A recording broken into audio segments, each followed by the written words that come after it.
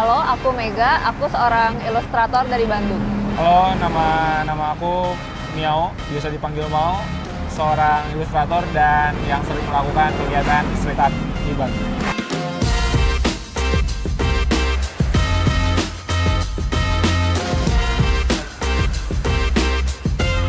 Kalau menurut saya, perbedaan mural dan street art lainnya adalah mural itu selama dilakukan di bidang besar dan tembok itu termasuk mural, sedangkan kalau street art itu harus dilakukan di ruang publik.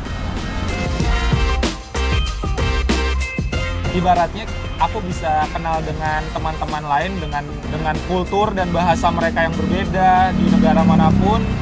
Dengan mural atau gambar ini aku bisa mengkomunikasi. Jadi bisa berteman lagi gitu loh. Jadi bisa dibilang mural itu salah satu bentuk komunikasi yang memang tidak terlihat secara gamblang ya, ada tulisan atau apa, tapi itu adalah salah satu bentuk komunikasi menurutku. Secara nggak langsung, setiap artis akan berusaha menggambarkan apa yang sedang relevan di hidup mereka, mungkin itu keresahan atau mungkin hobi yang baru sedang mereka jalani atau bahkan film.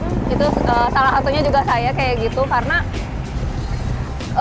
berupaya untuk memberitahukan semua orang kalau oh ini loh bentuk relevansi saya dengan hal terbaru yang sedang saya jalani, dan diekspresikan dalam bentuk gambar. Biasanya ya untuk hal-hal kayak gitu sih. Saya biasanya sering mencari spot-spot atau yang memang yang udah abandon biasanya, karena di pikiran saya adalah kenapa kita tidak menghias suatu tempat yang emang udah dilupakan sama orang gitu. Mungkin tidak ada orang lihat, tapi aku merasa puas untuk membuat suatu gambar di tempat yang seperti itu. Cara termudahnya sih pasti adalah minta izin ya kan.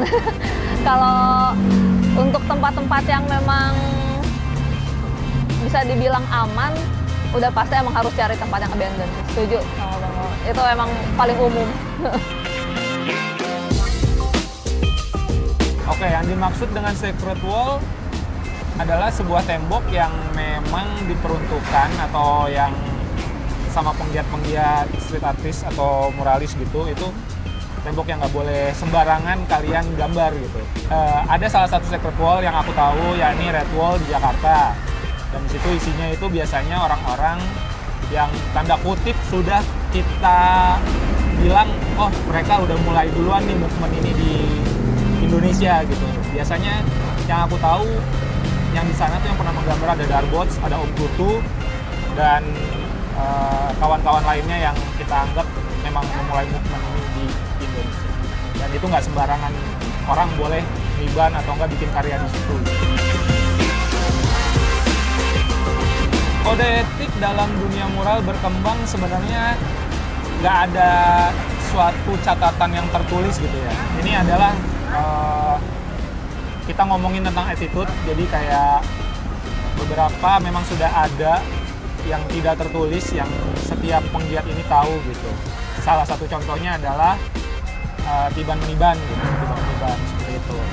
Sebenarnya ada yang mengindahkannya, ada yang tidak gitu. Cuman sejauh yang saya kenal orang-orangnya memang saling menghargai gitu loh. Oh ternyata di spot sini atau tembok ini sudah ada berapa lamanya seperti itu. Mungkin ada etikanya tersendiri dan tiap kota itu beda-beda. Etika yang tidak tertulis tuh yang kerasanya setiap artis lain nggak akan meniban atau mengganti gambar yang ada gambar artis sebelum jeda waktu yang tidak ditentukan, tapi biasanya emang ada jeda waktu berapa lama baru mereka akan berani untuk ganti gambarnya sih, kayak gitu. Nah, bagaimana cara menghargainya? Kalian harus kenal gitu. Itulah mengapa aku sering menekankan bahwasannya kalau kalian ikut atau menggiat di dunia mural atau street art itu, kalian emang harus berkomuniti gitu. Jadi saling kenal, di situ kita bisa saling menghargai, oh ternyata gambar ini, gambarnya si A, gambar si B, seperti itu sih.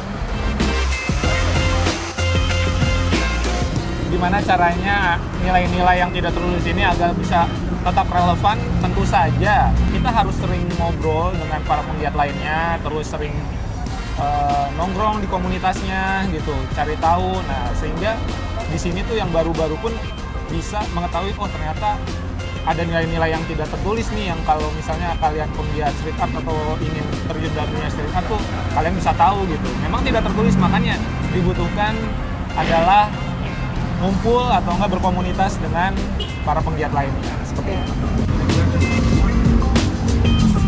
Kalau aku boleh jawab adalah respect karya orang lain gitu.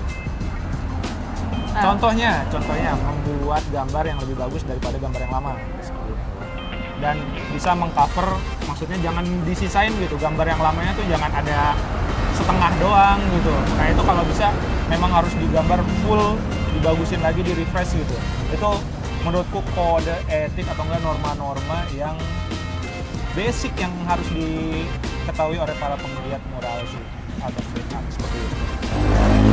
Respecting tempat gambar kalian. Jangan lupa setelah beres ngegambar harus keep tempatnya bersih, jangan buang kalengnya sembarangan kayak gitu. Terus sampah-sampahnya tolong dibawa lagi, mau seabandon apapun, tapi tetap harus respecting tempatnya dan bertanggung jawab setelah apa yang kalian lakukan di tembok.